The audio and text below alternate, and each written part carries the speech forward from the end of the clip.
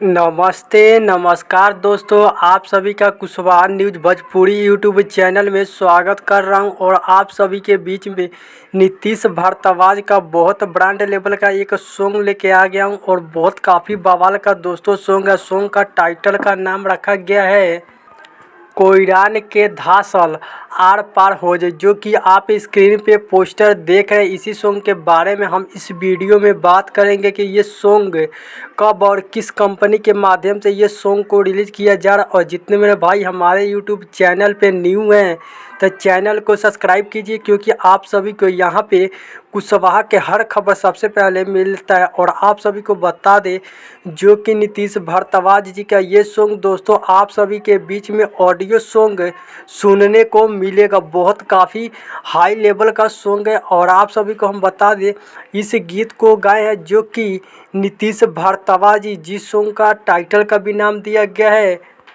कोयरान के धासल आर पार हो जाई।